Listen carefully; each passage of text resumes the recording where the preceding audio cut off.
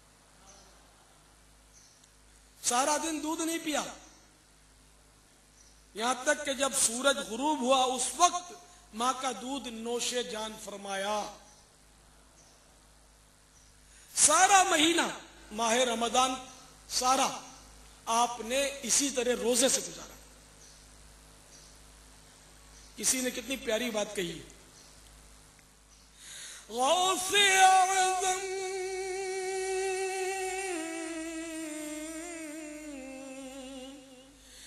मुत्तकी हर आन में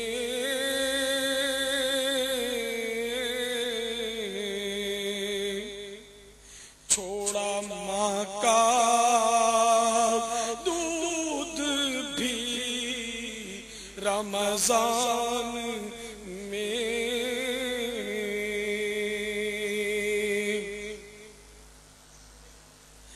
करामत नंबर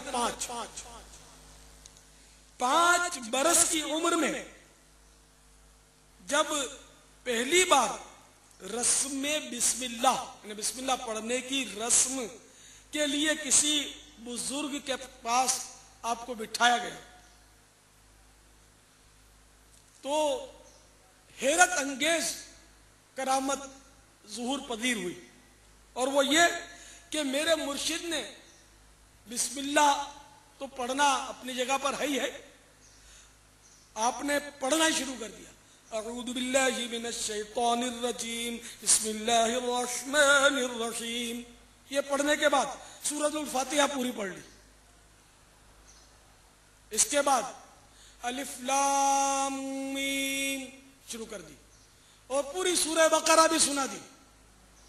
यहां तक कि मेरे मुर्शिद पाक ने 5 साल की उम्र में बगैर किसी ज़ाहिरी उस्ताद के पास पढ़े 18 पारे पढ़कर सुना दिए, और वो भी ज़बान। उस बुजुर्ग ने अर्ज की, शहजादे और भी पढ़िए ना। फरमाने लगे बस मुझे इतना ही याद है, मैं 18 पारे का हाफिज हूं, क्योंकि मेरी मां को भी इतना ही याद था। जब मैं अपनी मां के पेट में था उस वक्त मेरी मां जब पढ़ा करती थी तो मैंने सुन सुनकर याद कर लिया था। करामत नंबर 6, जब मेरे मुर्शिद गौसे पाक रहमतुल्लाह तआला अलैह लड़कपन में खेलने का इरादा फरमाते तो गैब से आवाज आती, ऐ अब्दुल कादिर, हमने तुझे खेलने के वास्ते नहीं पैदा किया। करामत नंबर 7, मेरे मुर्शिद गौसे पाक रहमतुल्लाह तआला अलैह जब मदरसे में तशरीफ ले जाते तो आवाज आती, अल्लाह के वली को जगह दे दो। तो ये आवाज जो होती थी ये फिरिश्तों की आवाज होती थी। फिरिश्ते आपको मदरसे छोड़ने जाते थे। सल्लु अलल हबीब सल्लल्लाहु तआला अला मुहम्मद। मीठे मीठे और प्यारे प्यारे इस्लामी भाइयों, एक और अजीम शान करामत समाअत फरमाइए।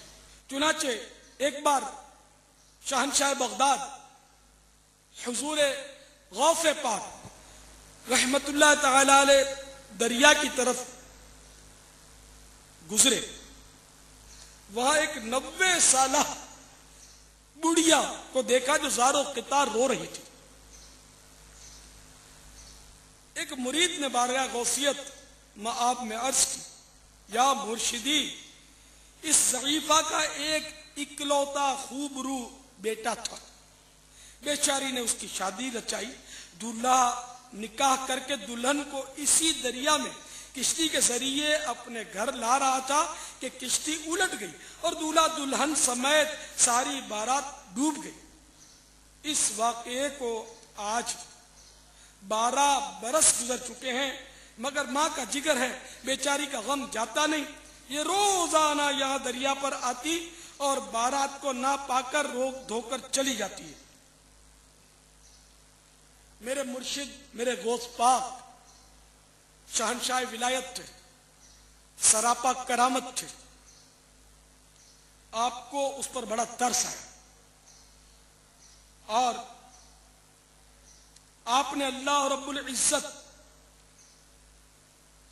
عز و جل کی بارگاہ عظمت میں دعا کے لیے ہاتھ اٹھا دیے۔ چند منٹ تک کچھ بھی ظہور نہ ہوا، بےتاب ہو کر بارگاہ خداوندی میں عرض کی، یا اللہ عز و جل اس قدر تاخیر کیوں؟ ارشاد ہوا، اے میرے پیارے، یہ تاخیر خلاف تقدیر و تدبیر نہیں، ہم چاہتے تو ایک حکم کن مانے ہو جا، یعنی ہم کہتے ہو جا تو تمام زمین و آسمان پیدا کر دیتے، مگر بمقتضائے حکمت ہم نے زمین و آسمان 6 دن میں پیدا کیے۔ بارات کو ڈوبے 12 سال بیت چکے ہیں، اب نہ وہ کشتی باقی رہی نہ ہی اس کی کوئی سواری، تمام انسانوں کا گوشت وغیرہ بھی دریائے جانور کھا چکے ہیں، ریزے کو اجزائے جسم میں اکٹھا کروا کر دوبارہ زندگی کے مرحلے میں داخل کر دیا ہے۔ یہ اللہ تعالیٰ نے یہ اللہ کی قدرت ہے، وہ چاہتا تو کن سے اسی وقت سب کچھ ہو جاتا، لیکن بہرحال اس کی قدرت ہے، اس کی مشیت ہے۔ تو یہ فرما کر ارشاد ہوا، اب اس بارات کی آمد کا وقت ہے۔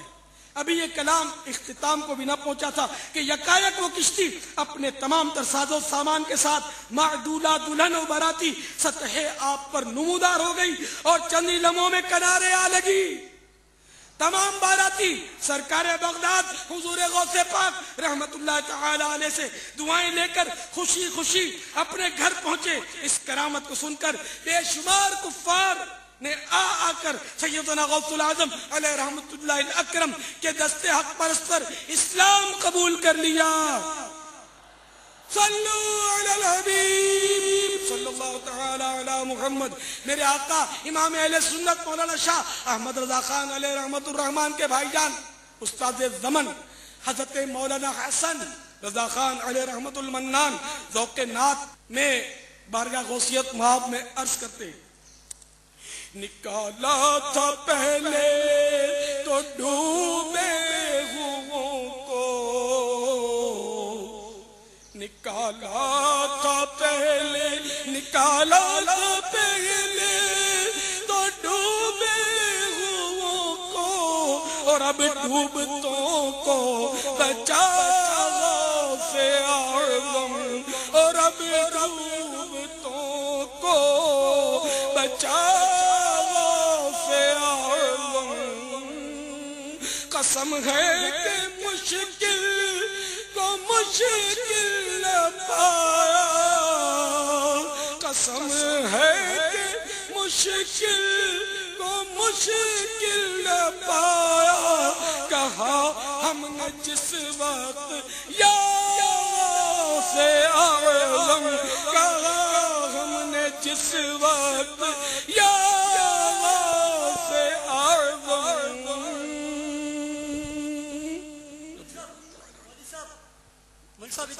بھائی بیان ہو رہا ہے، ایک منٹ صاحب آخر میں پوچھ لیجیے۔ میرے ذہن میں ایک سوال ہے، معذرت کے ساتھ ناراض مت ہوئیے گا، پہلے ایک میرے وسوسے کا جواب یہ۔ میرے بھائی آپ بولیں گے تو ادھر سے کوئی اور بولے گا، ابھی مناظرہ نہیں ہو رہا، بیان ہو رہا ہے۔ مہربانی ہو کہ آپ میرے سوال کا جواب دے دیں۔ آپ چلیے فرمائیے۔ کوئی ایسی بات مولانا صاحب کیجئے کہ جو سیدھی سادھی عقل والوں کو بھی آ سکے۔ کیا کبھی کوئی آدمی بھی مردے زندہ کر سکتا ہے؟ یا آپ اتنی ساری باتیں بتا رہے ہیں کہ کیا اپنی طرف سے بیان کر رہے ہیں، کیا قرآن سے یہ باتیں ثابت ہیں؟ میرے بھائی میں زیادہ پڑھا لکھا تو نہیں ہوں، لیکن اتنا ضرور پتا ہے کہ اولیاء کرام کو جو بھی تصرفات دیے گئے وہ اللہ تعالیٰ نے عطا کیے۔ اب مردہ زندہ کرنے کی بات کرتے ہیں تو اگر میں قرآن سے ثابت کر دوں تو کہ اللہ کے سوا کوئی اور بھی مردہ زندہ کر سکتا ہے، مان لو گے؟ قرآن میں ہے کیا؟ آپ مان لو گے؟ آپ بتا دیں پھر انشاءاللہ۔ آپ کو مدنی قافلے میں سفر کرنا ہوگا، انشاءاللہ عز و جل۔ ٹھیک ہے؟ مطمئن ہو گئے تو انشاءاللہ۔ یہ اتنے اسلامی بھائی ہزاروں لاکھوں مجھے سن رہے ہیں، اللہ کرے بھی مطمئن ہو جائے اگر ان میں کوئی وسوسے کا شکار ہو تو۔ نہیں انشاءاللہ میں آپ کی طرف سے سب سے کہتا ہوں انشاءاللہ تو یہ سب قافلوں میں سفر کریں گے. آپ مہربانی کر کے قرآن سے بتا دیں کس کس کو وسوسے، ذرا ہاتھ کھڑا کر کے بتائیں. میرے بھائی سبھی اولیاء کرام کے ماننے والے ہیں. نہیں حضرت ایسا نہیں. آپ دیکھیں بہت سے اسلامی بھائیوں کے ذہن میں سوال ہوگا کہ یہ کیا یہ آدمی مردے زندہ کر سکتا ہے؟ جن جن کے ذہنوں میں آدمی مردے زندہ کر سکتا ہے. جن جن کے ذہنوں میں وسوسے، ہاتھ کھڑا کریں. کسی کے بھی دیکھو کوئی بھی ہاتھ نہیں کھڑا کر رہا. صاحب یہ جو ابھی آپ نے بتایا کہ دنیا بھر میں لوگ آپ کو سن رہے ہیں، تو وہاں بھی تو ہوں گے نا. یہ بھی ہے. آپ چلو میں جان چھڑا نہیں رہا. یہ فیضان مدینہ میں ٹھیک ہے اتنے سارے اسلامی بھائی جمع، ان کو وسوسے نہیں آتے ہوں گے. اچھا یہ بتائیے کہ آپ کو میں نے جب ولی کی کرامت سنائی کہ ولی نے مردے زندے کیے تو آپ کو وسوسے آ گئے. تو ولی خدا نہیں ہے، ٹھیک ہے، اور نبی بھی خدا نہیں ہے، ٹھیک ہے. نبی بھی خدا نہیں ہوتا. تو میں آپ کو نبی کا معجزہ سناتا ہوں مردے زندے کرنے کا، مان لو گے انشاءاللہ. تو آپ سورہ لکھ لو، پارہ 3 سورہ آل عمران آیت نمبر 49. حضرت سیدنا عیسیٰ روح اللہ علیہ نبینا علیہ الصلوۃ والسلام کا ارشاد قرآن پاک نے نقل کیا. ابرئ الاکمہ والابرص واحیی الموتى باذن اللہ. ترجمہ کنز الایمان، میں شفا دیتا ہوں مادر زاد اندھوں اور سفید داغ والے کو، اور میں مردے جلاتا ہوں اللہ کے حکم سے. آپ کسی بھی عالم سے پوچھ لیں کہ میں نے اگر ترجمہ غلط کیا ہو. قرآن پر تو ایمان لائے ہیں الحمدللہ. سمجھ میں آ گیا آپ کی؟ الحمدللہ ماشاءاللہ بہت جلدی سمجھ میں آ گیا. اب کتنے دن کے قافلے میں سفر کریں گے؟ آپ حکم فرما دیں انشاءاللہ. 12 دن کے انشاءاللہ قافلے میں. میں 92 دن سوچ رہا تھا. انشاءاللہ 92 دن مدنی قافلے میں سفر. انشاءاللہ. تو میرے پیارے پیارے اور میٹھے میٹھے اسلام بھائی، غوث پاک کی کرامتیں یا اولیاء کرام کی جو بھی کرامتیں ہیں نا، یا اولیاء کرام کا دینا، مدد کرنا، ان کے تصرفات، یہ سب اللہ کی عطا سے ہوتے ہیں. اسی طرح انبیاء علیہ السلام کے معجزات بھی اللہ کی عطا سے. اللہ نے ان کو قوت طاقت بخشی ہے، اسی سے ہے. اپنے آپ کو ایک ذرہ بھی نہیں دے سکتا. اور اب تو مطلب ہے کہ سائنس نے بھی بڑے کمالات حاصل کر لیے. دیکھیے دور حاضر کا سب سے بڑا سائنسدان آئنسٹائن کہہ گیا ہے، میں نے ریڈیو دوربین کے ذریعے ایک ایسا کہکشاں تو دیکھ لیا جو زمین سے 2 کروڑ نوری سال دور ہے. یعنی روشنی جو فی سیکنڈ 1,86,000 میل طے کرتی ہے، وہاں 2 کروڑ سال میں پہنچے گی. مگر جہاں تک کائنات کی سرحدیں معلوم کرنے کا تعلق ہے، اگر میری عمر 1 ملین یعنی 10 لاکھ برس ہو جائے تب بھی دریافت نہیں کر سکتا.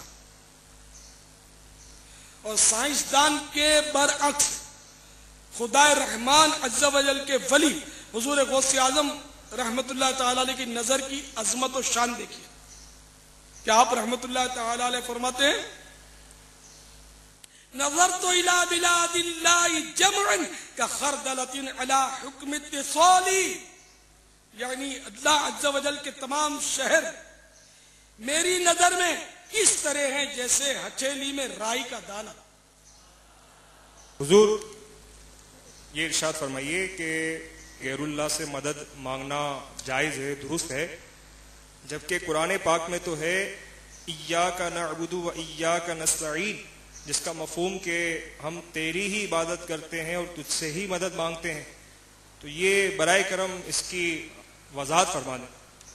دیکھیے قرآن پاک میں ایاک نعبد و ایاک نستعین، کہ پہلے عبادت کا ذکر ہے پھر مدد کا تذکرہ. تو اس کے صاف ظاہر ہے کہ عبادت کرنے اور مدد مانگنے دونوں میں فرق ہے. ورنہ یہ یوں ہوتا ایاک نعبد و نستعین، کہ ہم تیری عبادت کرتے اور تجھی سے مدد مانگتے. یہ ایک ساتھ ہوتا، لیکن یہ الگ الگ ہے، تو اس سے یہ ظاہر ہو رہا ہے کہ یہ دونوں معاملات الگ ہیں۔ تو صرف ایک آیت کے ہم تجھی سے مدد مانگتے ہیں، ایاک نستعین کے معنی واقعی یہی ہوتا ہے، لیکن اس کے جو معنی آپ نے سمجھے یہ یوں درست نہیں ہے کہ دوسروں کی مدد کی اس میں نفی نہیں، ایاک نستعین تجھی سے مدد مانگتے ہیں۔ اب اس کا مطلب ہے کہ ہم کسی سے بھی مدد نہیں مانگ سکتے، اگر یہ معنی لیا جائے تو بہت حرج واقع ہو جائے گا۔ دیکھیے آپ کو یہ معلوم ہوگا کہ بچہ جب پیدا ہوتا ہے، بلکہ پیدا بھی خود بخود نہیں ہوتا، دایا کی مدد سے، جس کو آپ لوگ مڈ وائف بولتے ہیں، اس کی مدد کی اس کو حاجت ہوتی ہے اور وہ پیدا ہوتا ہے۔ اس کے بعد ماں کی مدد سے وہ پرورش پاتا، باپ کی مدد سے پروان چڑھتا، استاد کی مدد سے تعلیم حاصل کرتا، ڈاکٹر کی مدد سے وہ شفا پاتا، کبھی کوئی تکلیف آتی تو ڈاکٹر یا حاکم سے وہ تعاون حاصل کرتا، مدد طلب کرتا۔ اس طرح بڑھاپے کی دہلیز پر قدم رکھتا یا اس سے پہلے یا بڑھاپے میں وہ مر جاتا۔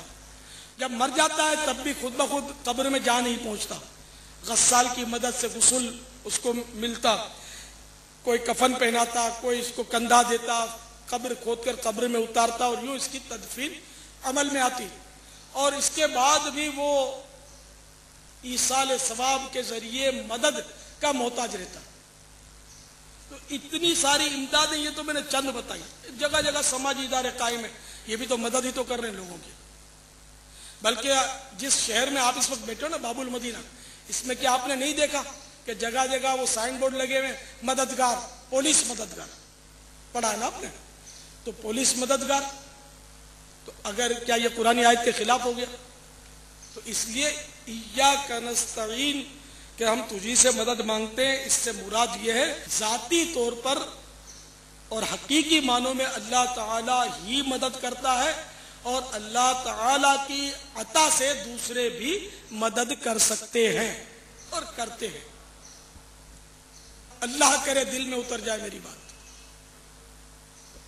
حضور یہ بات تو سمجھ نہیں آتی کہ کچھ لوگ دنیا سے چلے جائیں اور ان سے مدد مانگی جائے، کچھ عجیب سا نہیں لگتا یہ؟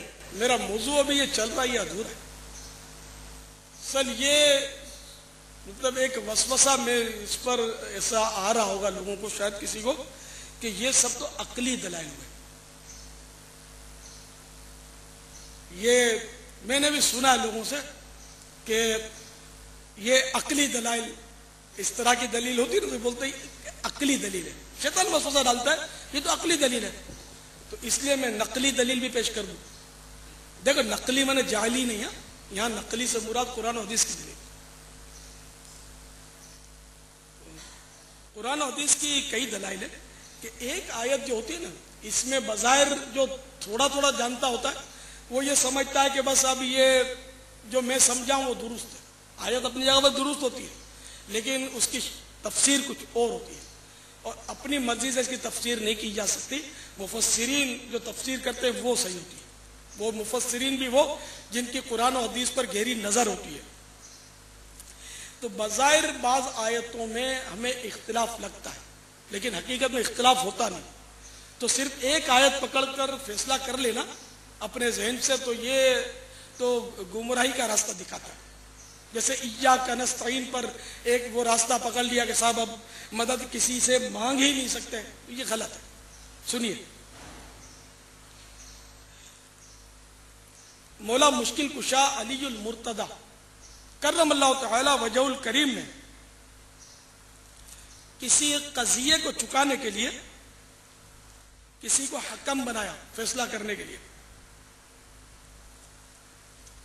حکم یعنی منصف، جج جس کو اپنے بولتے ہیں، حکم ایک نے جج بنایا کہ وہ اس کا فیصلہ کر دے۔ تو خارجی جو تھے، خارجی فرقہ مارز وجود میں آ چکا تھا. تو خارجی بولے کہ قرآن پاک میں تو ان الحکم الا للہ، یہ آیت قرآن پاک میں 3 جگہ پر ہے. پارہ 7 سورۃ الانعام آیت نمبر 57، پارہ 12 سورہ یوسف آیت نمبر 40 اور سورہ یوسف میں 67 پر 3 جگہ یہ آیت ہے. تو انہوں نے اپنے طور پر ایک مفہوم اس کا ذہن میں بٹھا لیا، جیسے ایاک نستعین پڑھ کر کسی نے بٹھا لیا کہ اللہ کے سوا کسی کی مدد مانگی نہیں سکتے. تو اس نے بٹھا لیا ان لوگوں نے کہ اللہ کے سوا کوئی حکم ہے ہی نہیں، کسی کا حکم چلتا ہی نہیں، کوئی حکم کر ہی نہیں سکتا. ان الحکم الا للہ قرآن پاک میں ہے. ترجمہ کنز الایمان حکم نہیں مگر اللہ کا. تو یہاں بھی مراد یہی ہے کہ ذاتی طور پر اور حقیقی معنوں میں اللہ تعالیٰ کا ہی حکم ہے اور وہی حکم ہے. حقیقی معنوں میں فیصلہ کرنے والا وہی ہے. تو خارجیوں نے بس اس ایک آیت کو تھام لیا تھا اور گمراہ ہو گئے. اور قرآن پاک میں ہے بھی ویسے کہ قرآن پاک ہی کے بارے میں یضل بہ کثیرا ویہدی بہ کثیرا، اللہ بہتےروں کو اسی سے گمراہ کرتا ہے اور بہتےروں کو ہدایت فرماتا ہے. تو قرآن کی آیتوں کے ذریعے بھی کچھ لوگ گمراہ ہو جاتے ہیں. وہ یہ مثال ہے کہ ایاک نستعین کو پیش نظر صرف رکھ کر اس کے معنی اپنے ذہن سے شیطانی وسوسوں میں آ کر لے کر بعض لوگ گمراہ ہو جاتے ہیں. تو خیر وہ خارجی یوں گمراہ ہو گئے تھے. ان الحکم الا للہ کہ اللہ کے سوا کوئی حکم ہی نہیں. وہ صرف یہ سمجھے کہ اللہ تعالیٰ کسی کو حکم دینے کا اب اختیار ہی نہیں دیتا. چنانچہ انہوں نے مولا مشکل کشا اور صحابہ کرام علیہ الرضوان کو شرک کا فتویٰ لگا دیا کہ یہ لوگ مشرک ہو گئے کہ اس آیت کے خلاف یہ لوگ کر رہے ہیں کہ دوسرے کو حکم بنا رہے ہیں. معاذ اللہ. اب جناب والا حضرت سیدنا عبداللہ بن عباس رضی اللہ تعالی عنہما خارجیوں کے پاس تشریف لے گئے اور ان سے فرمایا کہ تم کیا وجہ ہے کہ تم مولا مشکل کشا علی المرتضی کرم اللہ وجہ الکریم اور صحابہ کرام علیہ الرضوان پر شرک کا الزام لگاتے ہو. تو خارجی، یہ آپ کو بتا دوں، خارجی جو تھے یہ بڑے پرہیزگار لوگ تھے، کلمہ بھی پڑھتے تھے اور عبادت بہت زیادہ کرتے تھے، مگر قرآن غلط پڑھنے کی وجہ سے یہ گمراہ ہو گئے تھے، جیسے ابھی میں نے آپ کو آیت سنائی.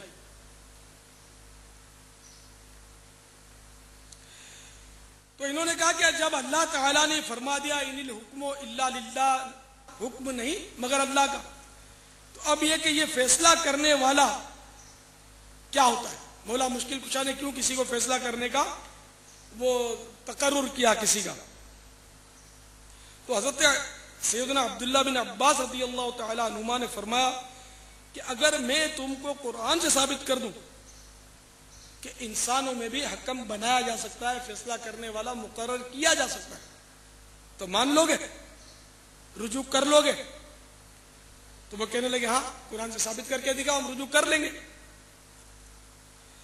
تو حضرت سیدنا عبداللہ ابن عباس رضی اللہ تعالی عنہما نے سورۃ النساء کی آیت نمبر 35 تلاوت کی.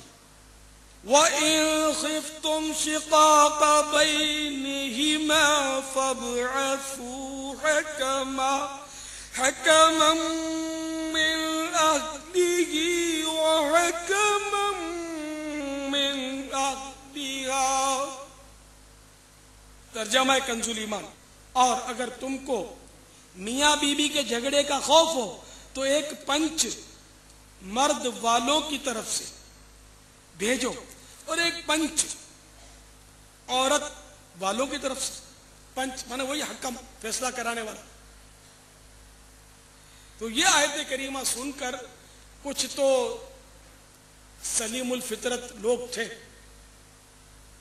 انہوں نے تو توبہ کر لی اور مولا مشکل کشا کے دامن سے وابستہ ہو گئے، مگر اکثریت ضد پر رہی کیونکہ شیطان ضدی اور ایسوں کو لے کر شیطان ہی رہنمائی کرتا ہے نا، تو وہ اڑی پر رہے اور مانے نہیں، بد نصیب۔ تو پتہ چلا کہ مطلب ایک آیت پڑھ کر اپنی مرضی سے فیصلے نہیں کر لینے چاہیے، کہ بہت ساری ایسی آیتیں ہوتی ہیں کہ جن میں بظاہر ایسا ہوتا ہے کہ اب بس یہ حکم جو ہے یہی وہ ہے جو ہم نے سمجھا ہے، اور اس کے سوا بس جو بھی ہے وہ معاذ اللہ کفر و شرک ہے۔ تو ایسا نہیں۔ سورۃ التوبہ آیت نمبر 129 میں ارشاد ہوتا ہے فَقُلْ حَسْبِيَ اللَّهُ، ترجمہ کنز ایمان، تو تم فرما دو مجھے اللہ کافی ہے۔ اب دیکھو یہاں یہ بیان کیا گیا اللہ کافی ہے، واقعی اللہ کافی ہے۔ اب اللہ کے سوا اور کوئی اس کی عطا سے کافی ہے یا نہیں، یہ دیکھیں۔ چنانچہ ارشاد ہوتا ہے یا ایھا النبی حسبک اللہ ومن اتبعک من المؤمنین، ترجمہ کنز ایمان، اے غیب کی خبریں بتانے والے، اللہ تمہیں کافی ہے اور یہ جتنے مسلمان تمہارے پیرو ہوئے، اللہ کافی ہے، اور یہ جتنے مسلمان تمہارے متبع ہیں، پیرو ہیں، یہ بھی تمہیں کافی ہے۔ تو اللہ کے سوا کوئی اور بھی کافی ہو سکتا ہے؟ نہیں ہو سکتا۔ آپ کے سامنے آ گیا نا۔ تو اللہ کافی ہے، اللہ اپنے طور پر کافی ہے، حقیقی معنوں میں کافی ہے، ذاتی طور پر کافی ہے۔ اور بندہ جہاں کافی ہے یا جہاں بندہ کافی کہا گیا تو وہاں اللہ کی عطا سے وہ کافی ہے، حقیقی معنوں میں وہ کافی نہیں ہے، اللہ کی عطا سے کافی ہے، ذاتی طور پر وہ کافی نہیں ہے۔ مل صاحب ماشاءاللہ آپ جو وضاحتیں فرما رہے ہیں وسوسے سے دور ہوتے جا رہے ہیں، کچھ اور بھی اس کے بارے میں اگر ہو تو ارشاد فرما دیں، مہربانی ہوگی آپ کی، انشاءاللہ آپ کو بہت ثواب ملے گا۔ تو سمجھنے والے کے لیے تو ایک ہی آیت کافی ہے، ایک بات ہی کافی ہے، بلکہ جس پر اعتماد ہو اس کا بغیر دلیل کے کہنا ہی کافی ہوتا ہے۔ چلیے سنیے، انشاءاللہ ہمارے علم میں اضافہ ہوگا، آپ کو ثواب ملے گا۔ انشاءاللہ مجھے بھی ثواب ملے گا کہ مسلمان کی دینی الجھن دور کرنا 100 حج کرنے سے بہتر ہے۔ امام زہری کا قول ہے کہ مسلمان کی دینی الجھن دور کرنا 100 حج کرنے سے بہتر ہے۔ الحمدللہ، اللہ قبول فرمائے۔ تو سنیے، ان اللہ بالناس لرؤوف الرحیم، سورۃ البقرہ آیت نمبر 143، ترجمہ کنز ایمان، بے شک اللہ آدمیوں پر بہت مہربان مہر والا ہے۔ تو یہاں اللہ تعالیٰ کو رؤوف الرحیم کہا گیا، تو اب اس کا مطلب یہ نہیں کہ اور کوئی رؤوف الرحیم نہیں ہے۔ چنانچہ سرکار صلی اللہ علیہ وسلم بھی رؤوف الرحیم ہے، مگر اللہ تعالیٰ ذاتی طور پر رؤوف الرحیم ہے، حقیقی طور پر رؤوف الرحیم ہے، اور اس کے پیارے حبیب صلی اللہ تعالی علیہ وآلہ وسلم اللہ تعالیٰ کی عطا سے رؤوف الرحیم ہے۔ چنانچہ پارہ 10واں سورۃ التوبہ آیت نمبر 128 میں ارشاد ہوتا ہے لَقَدْ جَاءَكُمْ رَسُولٌ مِّنْ أَنفُسِكُمْ عَزِيزٌ عَلَيْهِ مَا عَنِتُّمْ حَرِيصٌ عَلَيْكُمْ بِالْمُؤْمِنِينَ رَءُوفٌ رَحِيمٌ۔ ترجمہ کنز ایمان، تمہارے پاس تشریف لائے تم میں سے وہ رسول جن پر تمہارا مشقت میں پڑنا گرا ہے، تمہاری بھلائی کے نہایت چاہنے والے، مسلمانوں پر کمال مہربان۔ تو اس آیت کریمہ میں سرکار صلی اللہ تعالی علیہ وآلہ وسلم کو بھی رؤوف الرحیم کہا گیا۔ اسی طرح علم غیب کس کو ہے؟ اللہ تعالیٰ بے شک ہے نا، اللہ تعالیٰ عالم الغیب ہے، اللہ تعالیٰ کو علم غیب ہے۔ جیسا کہ قرآن پاک میں پارہ 20واں سورۃ النمل آیت نمبر 65، قل لا يعلم من في السماوات والأرض الغيب إلا الله. ترجمہ کنز ایمان، تم فرماؤ غیب نہیں جانتے جو کوئی آسمان اور زمین میں ہے مگر اللہ. نہ زمین و آسمان میں جتنے بھی ہیں کوئی بھی علم غیب نہیں رکھتا، اللہ علم غیب رکھتا ہے. یہ حکم قرآن ہے. اور اگر اب کوئی کہے کہ بھئی نبی کو علم غیب ہے تو پھر وہ کیا قرآن کا مخالف ہوا؟ تو اس ایک آیت سے فیصلہ نہیں ہوگا. اللہ تعالیٰ ذاتی طور پر عالم غیب ہے، عالم الغیب ہے. اللہ تعالیٰ کو جو بھی علم غیب ہے بغیر کسی کے بتائے خود بخود ہے، اور اس کا علم لا متناہی ہے، لا محدود ہے. تو اب اگر کسی اور کے لیے علم غیب مانے تو وہ بھی جائز ہے. دیکھیے یہ بھی میں آپ کو قرآن کی آیت سناتا ہوں. پارہ 29 سورۃ الجن آیت نمبر 26-27. عالم الغیب فلا یظہر علی غیبہ احدا الا من ارتضی من رسول. ترجمہ کنز ایمان، غیب کا جاننے والا تو اپنے غیب پر کسی کو مسلط نہیں کرتا سوائے اپنے پسندیدہ رسولوں کے. تو اب اگر کوئی اڑی کر جائے گا اللہ کے سوا کسی کو علم غیب ہے ہی نہیں، تو پتہ چلا کہ وہ قرآن نہیں پڑھا ہوا، یا قرآن اگر پڑھا ہوا ہے تو اس کو معنی نہیں پتا، اگر معنی پتا ہے تو اس کو تفسیر نہیں جانتا، یا پھر کچھ اور چکر ہے، شیطانی چکر ہے کوئی کہ یہ کہتا ہے کہ صرف اللہ کو علم غیب ہے، اللہ کے سوا کوئی علم غیب جان ہی نہیں سکتا. تو یہاں رسولوں کے علم غیب کا اقرار ہے نا، اقرار. اور یہ ایسا واضح ثبوت ہے کہ اس کو کوئی بھی یعنی کہ میں نہیں سمجھتا کہ سلیم الفطرت مسلمان رد کر سکے، کوئی انسان رد کر سکے. تو اللہ تعالیٰ کو ذاتی علم غیب ہے، اللہ کے سوا رسولوں کو جو علم غیب ہے وہ عطائی ہے. تو ذاتی اور عطائی کا فرق جب آ گیا تو مماثلت رہی نہیں. تو اس لیے ہمیشہ مطلب دونوں طرف یعنی کہ آدمی دوسری طرف بھی نظر کرے اور اپنے علم پر اعتماد نہیں کرے. تو اللہ تعالیٰ نے اپنے رسولوں کو علم غیب دیا اور رسولوں کے توسط سے اولیاء کرام کو بھی علم غیب ملا. یہاں مجھے ایک اپنے بہت پرانا مجھے واقعہ یاد آ گیا، آپ کو مزہ آ جائے گا. اس وقت کا میرا دوست ہوتا تھا دعوت اسلامی کے پہلے، اس نے مجھے ایک خواب سنایا، ایسا ایمان افروز واقعہ، اور اس کا کہنا ہے کہ میں نے الحمدللہ خواب میں سرکار نامدار مدینے کے تاجدار صلی اللہ تعالی علیہ وآلہ وسلم کی زیارت کی. سبحان اللہ سبحان اللہ. تو میں نے سرکار صلی اللہ تعالی علیہ وآلہ وسلم کی خدمت میں عرض کیا، میں اپنا وسوسہ ہوگا اس کا، تو میں نے خدمت میں عرض کیا یا رسول اللہ کیا آپ کو علم غیب ہے؟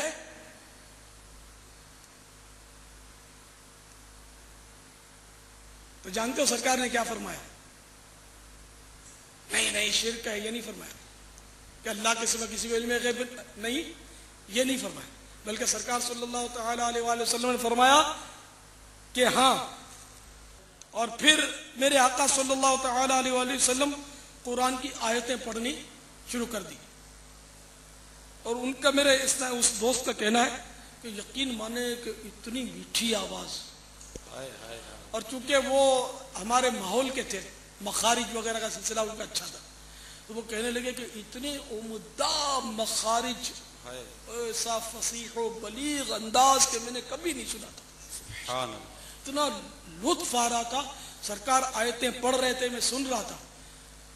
اور آخر میں ایک آیت پڑھی، مجھے ساری آیتیں بھول گئی، آخر میں جو آیت پڑھی اس کا کچھ ایک آدھ لفظ مجھے یاد رہ گیا. تو اس نے کہا اس میں کوئی بیک دونین کی طرح آخر میں کچھ آیا تھا تو میں نے اس کو یہ آیت سنائی، میں نے الیاس قادری نے، کہ میں نے کہا یہ آیت تو سرکار نے نہیں سنائی تم کو، وما ہوا علی الغیب بضنین، تو اس نے کہا کہ ہاں یہی آیت مجھے سرکار صلی اللہ تعالی علیہ وآلہ وسلم نے سب سے آخر میں سنائی۔ سبحان اللہ، خدا کی قسم ایسا فیصلہ کیا ہے، یقین مانے۔ تو میرے پیارے پیارے میٹھے میٹھے اسلامی بھائیوں، یہ آیت کریمہ جو آخر میں میرے آقا صلی اللہ تعالی علیہ وآلہ وسلم نے تلاوت کی، سورۃ التکویر کی آیت نمبر 12 ہے، اور اس کا ترجمہ کنز ایمان ہے، اور یہ نبی غیب بتانے میں بخیل نہیں۔ سبحان اللہ۔ اس کے تحت مفسر شہیر مفتی احمد یار خان علیہ رحمت الرحمان فرماتے ہیں اس سے دو مسئلے معلوم ہوئے، ایک یہ کہ نبی کریم صلی اللہ تعالی علیہ وآلہ وسلم کو علم غیب دیا گیا، دوسرا یہ کہ حضور صلی اللہ تعالی علیہ وآلہ وسلم نے اس میں سے بہت کچھ بتا دیا۔ ظاہر ہے کہ بخیل نہ ہونا، سخی ہونا اسی کی صفت ہو سکتی ہے جس کے پاس چیز ہو اور وہ لوگوں کو دیتا رہے۔ تو بہرحال میرے آقا صلی اللہ علیہ وسلم نے علم غیب کا اعتراف بھی کیا، اور اعتراف کے ساتھ ساتھ آخر میں یہ آیت بتا کر گویا یہ بھی اظہار فرما دیا کہ الحمدللہ میں بخیل نہیں ہوں، مجھے علم غیب ہے اور تمہیں میں نے آیتیں بھی سنائی، اور آخر میں اس آیت سے بھی وضاحت کر دی کہ میں بخیل نہیں ہوں، غیب پر بخیل نہیں ہوں۔ تو بخیل وہی ہوتا ہے کہ جس کے پاس ہو اور نہ دے، تو میرے آقا کے پاس تھا جبھی تو عطا فرماتے تھے۔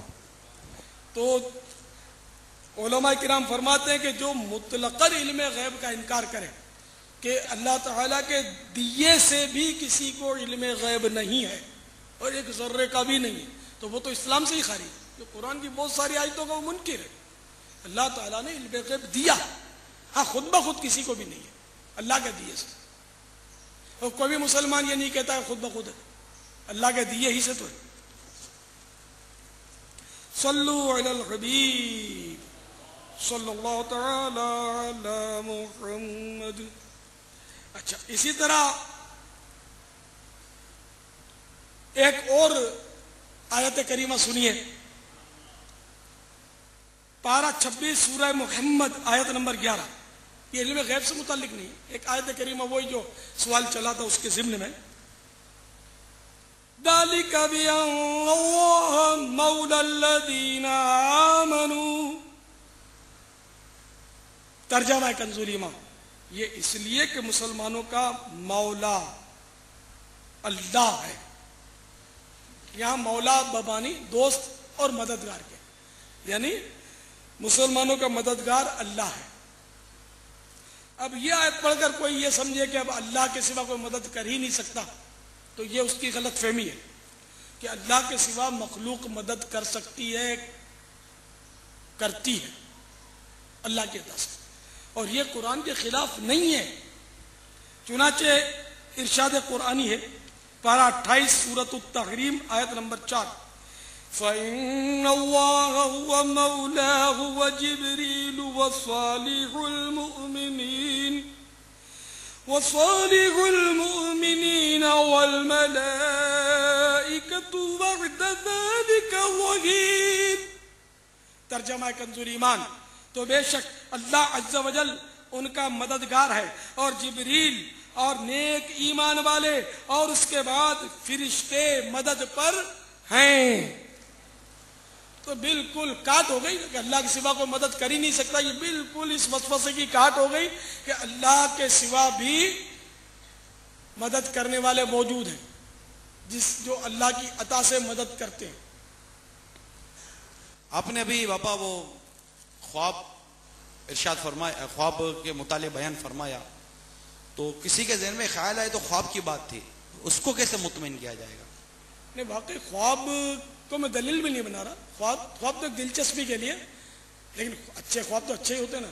میں نے قرآنی آیت جو سنائی وہ خواب میں تھوڑی آپ کو سنائی، میں نے بیداری میں اور قرآن پاک کی آیت اور باقاعدہ اس کا حوالہ بھی تو دیا آپ کو کہ سورۃ التکویر کی آیت نمبر 12 وہ پڑھ کے سنائی اور ترجمہ بھی پڑھ کے سنایا. آپ قرآن کھول کے دیکھ لیں, یہ آیت نہ ہو تو پھر کہنا نا یہ آیت خواب کی نہیں ہے, بیداری کی ہے. الحمدللہ. تھوڑا ہوش میں رہا کریں مہربانی کر کے. صلو علی الحبیب. اور ویسے بھی سرکار صلی اللہ تعالی علیہ وآلہ وسلم کی زیارت کا تو ایسا ہے کہ حدیث پاک میں من رآنی فقد رأى الحق, جس نے مجھے دیکھا اس نے حق دیکھا. اس سے کیا اور مراد؟ دیکھیں ایک اور بھی حدیث پاک ہے کہ میری شکل میں شیطان نہیں آ سکتا. تو سرکار صلی اللہ تعالی علیہ وآلہ وسلم کو خواب میں دیکھا تو سرکار ہی کو دیکھا صلی اللہ تعالی علیہ وآلہ وسلم. حضور وہ سوال میں نے کیا تھا آپ سے کہ ٹھیک ہے پکارنا سمجھ آیا, ماشاءاللہ آپ نے بہت سارے دلائل پیش کیے. یہ ارشاد فرمائے کہ عجیب سا لگتا ہے کہ جو دنیا سے چلے گئے ان کو پکارا جائے, اس کی بھی کچھ وضاحت فرما دیں. جو دنیا سے چلے گئے ان کو پکارنا, اگر ثابت کر دوں تو, اور ایسا ثابت کروں کہ آپ کی عقل جو ہے نا وہ بھی اللہ کی بارگاہ میں سجدہ گزار ہو جائے. سبحان اللہ. آپ کا دل بھی سجدہ کر رہے, آپ کا رواں رواں سجدہ. لیکن ایسی عقل ایسی میں آپ کو دلیل دوں گا انشاءاللہ عز و جل, اور قرآن سے پڑھ کے بھی نہیں دوں گا, ویسے ہی دوں گا اور آپ کی سمجھ میں آ جائے گا. اور اگر سمجھ میں نہیں آیا تو پھر آپ کا پھر اس کے بعد علاج نہیں ہوگا میرے پاس. وہ یعنی کہ مرنے والوں کو پکارا نہ جائے, ٹھیک ہے نا. تو آپ کبھی قبرستان آپ گئے ہوں گے, آپ بھی پکارتے ہوں گے یار السلام علیکم یا اہل القبور, یہ کہتے ہیں کہ نہیں کہتے؟ جی جی. تو یہ پکارنا ہوا کہ نہیں ہوا؟ جی. اور مرنے والوں کو پکارنا ہوا کہ نہیں ہوا؟ کہ زندہ آدمی قبر میں نہیں ہوتا, مرنے والا ہی قبر میں اترتا ہے نا. تو قبر کے سامنے پہنچ جاتے ہیں نا. تو قبر کے سامنے پہنچ کر آپ کہتے ہیں میرے بھائی ہر قبر کے پاس تو آپ نہیں جاتے ہوں گے, اب میلوں لمبے قبرستان ہوتے ہیں بعض. تو یہ میواشا باب المدینہ کا پتہ نہیں کتنا طویل قبرستان ہے, اور آپ کو جب اس کے آغاز ہوتا ہوگا تو کھڑے ہو جاتے ہوں گے السلام علیکم یا اہل القبور. یہ تو آپ نے سلام کیا, پکار کر کیا اور دعا مانگی, اور پھر کچھ آپ اس سے بات چیت بھی کرتے ہیں. جی ہاں بات چیت بھی کرتے ہیں, اور مجھے کہتے ہیں کہ مردوں کو پکارتے کیوں ہیں؟ آپ بات چیت کیا کرتے ہیں میں بتا دوں. وَأَنْتُمْ سَلَفُنَا وَنَحْنُ بِالْأَثَرِ, کہ تم لوگ ہم سے پہلے آ گئے ہو, ہم تمہارے بعد آنے والے ہیں. بات چیت کی نا اس سے. تو آپ نے قبر والوں کو آپ خود پکارتے ہیں, 20 سینکڑوں بار پکار چکے ہوں گے, اور مغفرت کی دعا بھی ان کے لیے کی آپ نے, اور ان سے بات چیت بھی کی آپ نے. ان کی آواز نہیں سن پائے, حالانکہ وہ سلام کا جواب دیتا ہے, مسلمان جو ہوتا ہے سلام کا جواب دیتا ہے, ہم نہیں سن پاتے.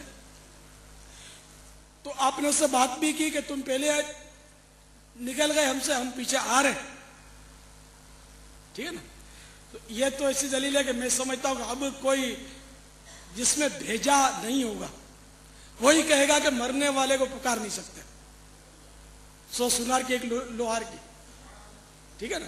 اچھا, تو اب یہ چونکہ ایک عام فہم اور عام روٹین کی میں نے آپ کو دلیل دی, اس کے باوجود میں آپ کو چلیے مزید قرآن کی دلیل بھی دے دیتا ہوں, تھوڑی دلچسپی بھی رہے گی. مسئلہ تو حل ہو چکا ہے, کیونکہ میلوں دور جو قبرستان, قبریں دور دور بکھری ہوئی ہیں, جو منو مٹی تلے دبے ہوئے ہیں, ساؤنڈ پروف جو کمرہ ہوتا ہے, اس کے باہر سے اگر کوئی چیخ مارے تو آواز نہیں آتی. اور قبر بظاہر ساؤنڈ پروف ہی ہے, زندہ کے لیے ساؤنڈ پروف ہے.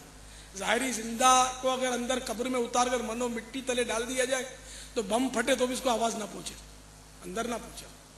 لیکن وہ مرنے کے بعد چونکہ سماعت اور بصارت بڑھ جاتی ہے, سننے دیکھنے کی طاقت بڑھ جاتی ہے, اس لیے وہ مردہ سن لیتا ہے.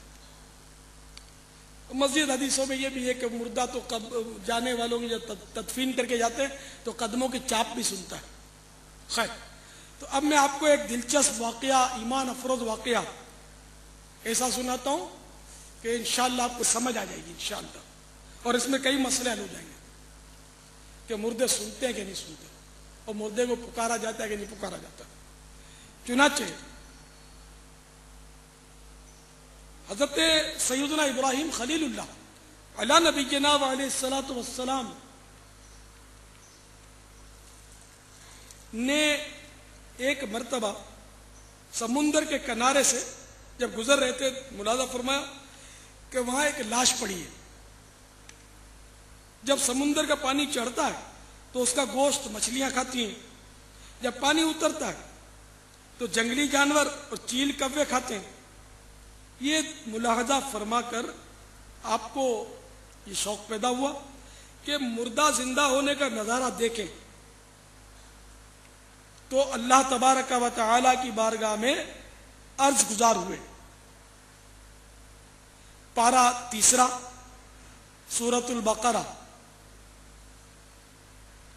की आयत नंबर 260। वइज़ क़ाल इब्राहीम रब्बि अरिनी कैफ़ तुह्यिल मौता क़ाल अवलम तुअमिन क़ाल बला वलाकिन लियत्मइन्ना क़ल्बी। तर्जमा कंजुल ईमान। और जब अर्ज की इब्राहीम ने, ऐ मेरे रब मुझे दिखा दे तू क्यों कर मुर्दे जिलाएगा। फरमाया क्या तुझे यकीन नहीं। अर्ज की यकीन क्यों नहीं, मगर ये चाहता हूं कि मेरे दिल को करार आ जाए। फरमाया तो अच्छा 4 परिंदे लेकर अपने साथ हिला ले, फिर उनका एक एक टुकड़ा हर पहाड़ पर रख दे, फिर इन्हें बुला, वो तेरे पास चले आएंगे पांव से दौड़ते। और जान रख अल्लाह गालिब हिकमत वाला है। मीठे मीठे प्यारे प्यारे साईं भाइयों, चुनाचे हजरत सैयदना इब्राहिम खलीलुल्लाह अला नबीना वालेस्सलातु वस्सलाम ने 4 परिंदे, मोर, मुर्ग, कबूतर और कव्वा, इनको अपने पास हिलाया, पाला, और इसके बाद इनको ज़बह किया। ज़बह करने के बाद इनको, इनका चारों का कीमा बनाकर आपस में बिल्कुल मिला दिया। और अब थोड़ा थोड़ा कीमा 4 हिस्से करके 4 पहाड़ों पर रख दिया। सर अपने पास रख दिए। और इसके बाद इन परिंदों को आपने पुकारा, बुलाया, क्योंकि कुरान पाक में ये है ना, फुम्मदउहुन्न, फिर इन्हें बुला, मुर्दों को पुकार। अल्लाह ताला हुक्म कर रहा है मुर्दों को पुकार।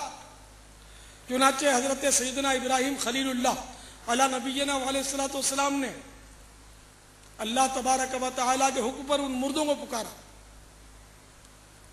तो जैसे इन परिंदों को आपने पुकारा, ये कीमा जो था वो फजा में बुलंद हुआ। अब मोर के पर अलग हो रहे हैं तो कबूतर के पीछे अलग हो रहे हैं, तो उसकी टांग बन रही है, तो उसकी गर्दन बन रही है। इस तरह बगैर सर के 4 धड़ फजा में बन गए। अच्छा, एक कबूतर बन गया, एक मोर बन गया, एक कौवा बन गया, एक मुर्गा बन गया। अब बगैर सर के ये फुदकते हुए, उड़ते हुए, दौड़ते हुए, छलांगे मारते हुए सैयदना इब्राहिम खलीलुल्लाह अला नबीना अलैहिस्सलातु वस्सलाम के कदमों तक पहुंच गए और अपने अपने सर के पास आए और अपना अपना सर गर्दन नीचे करके पहन लिया। हुजूर ये कुरान में मौजूद है? हाँ, ये कुरान का वाकया है। तो ये सर इन्होंने अपना पहन लिया और चारों वापस जिंदा हो गए। तो इब्राहिम अलैहिस्सलाम ने अल्लाह की अता से मुर्दे जिंदा किए, इन मानों कर कीमा करने के बाद, मिक्स करने के बाद, और मुर्दों को पुकारा भी। तो ये जहन से निकाल दो कि मुर्दों को कैसे पुकारा जाए। अच्छा, और ये भी बता दूं कि हम जिनको पुकारते हैं हकीकत में वो मुर्दा भी नहीं है। कोई ये ना समझे कि अंबिया किराम माअज़ल्लाह दुनिया से रुखसत हो गए तो अब ये जिंदा भी नहीं है, या औलिया किराम हयात से मुत्तसिफ नहीं है, ऐसा नहीं, बल्कि वो तो जिंदा है, तो जिंदों को पुकारते हैं। मेरे आका आला हज़रत रहमतुल्लाह तआला अलैह फरमाते हैं, तू जिंदा है वल्लाह, तू जिंदा है वल्लाह, मेरी चश्मे आलम से छुप जाने वाले। कि खुदा की कसम ऐ महबूब आप जिंदा हैं, या रसूल अल्लाह खुदा की कसम आप जिंदा हैं। आप अगरचे मेरी ज़ाहिरी आंखों से पर्दे में। सल्लल्लाहु तआला अला मुहम्मद واللہ تعالی اعلم ورسولہ اعلم عز وجل وصلی اللہ تعالی علیہ وآلہ وسلم صلو علی الحبیب صلی اللہ تعالی جزاک اللہ حضور، آپ نے محمد۔ بہت اچھا دلائل سے ثابت کر دیا اور بہت سارے وسوسے دور ہو گئے، بہت ساروں کے وسوسے دور ہو گئے انشاءاللہ۔ ایسے کتنے اسلامی بھائی ہیں کہ جن کے ذہنوں میں وسوسے تھے اور وہ دور ہو گئے؟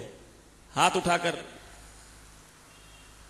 بابا ماشاءاللہ آپ کی شفقتوں سے دلائل سے دیکھیں کتنے اسلامی بھائی مطمئن ہو یعنی یہ وہ اسلامی بھائی ہاتھ اٹھا رہے ہیں کہ جن کے وسوسے دور ہو گئے، ماشاءاللہ جزاکم اللہ۔ اللہ تعالیٰ استقامت بخشے، ہم سب کو استقامت بخشے کہ قرآن و حدیث پر ہمارا ایمان ہے اور باقی رہے۔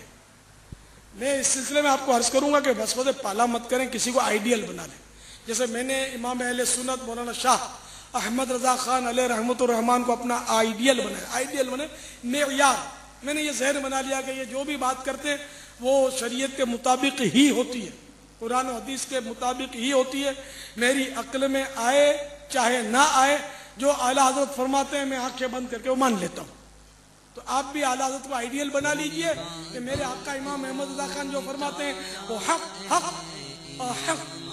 تو میرے آقا اعلیٰ حضرت رضی اللہ تعالیٰ عنہ کے دلائل پڑھ کر، فتح رضویہ شریف پڑھ کر یہ اندازہ ہوتا ہے کہ یہ کتنے بڑے عالم تھے، بلکہ ان کا تو سمجھ نہیں آتی کتنے بڑے عالم، اتنے بڑے عالم۔ اس لیے میں نے آپ کو ایک عالم اور ایسے عالم جس پر علم ناز کرے، علماء ناز کرے، فقہا ناز کرے، ایسے عالم کا میں نے آپ کو بتا دیا اور دامن دکھایا ہے۔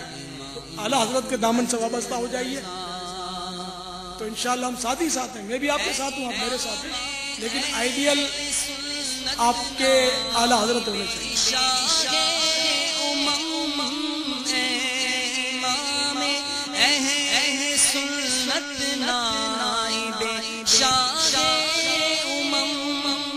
کیجئے ہم پر بھی سایہ امام محمد رضا، کیجئے ہم پر بھی سایہ امام محمد رضا، دین کا ڈنکا بجا امام محمد رضا۔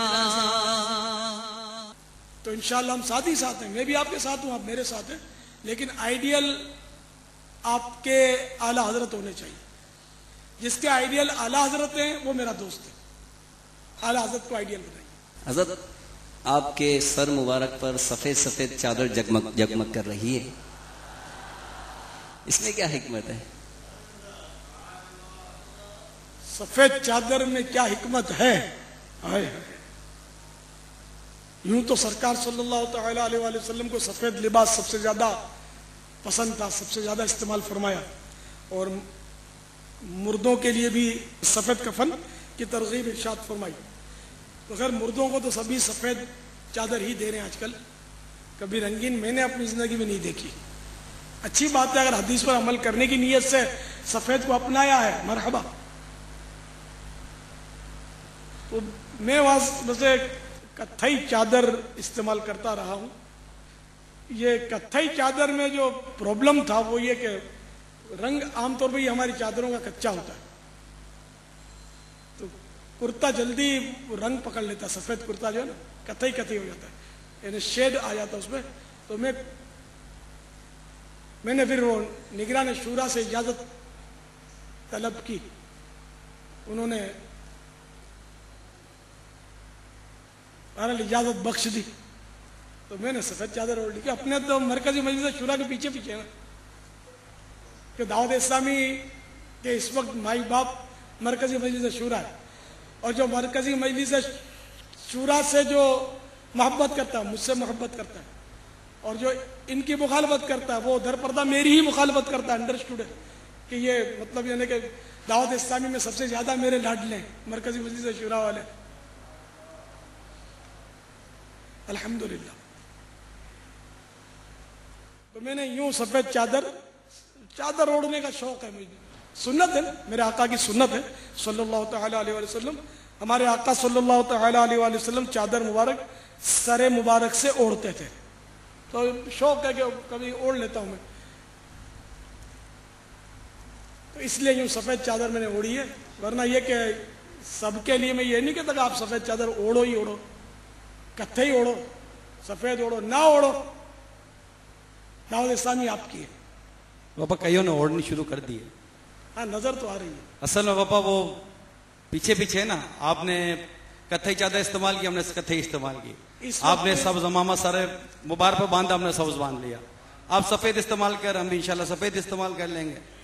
آپ ترغیب دیں گے وہ ترغیب ہوگی, آپ نافذ کریں گے وہ نافذ ہوگی انشاءاللہ تعالی. دعا کریں اللہ تعالی ہم سب کو استقامت عطا فرمائے. یا شفیع الورا سلام علیک یا نبی الہدا سلام علیک خاتم الانبیاء سلام علیک سید الاصفیاء سلام علیک یا شفیع الورا سلام علیک یا نبی الہدا سلام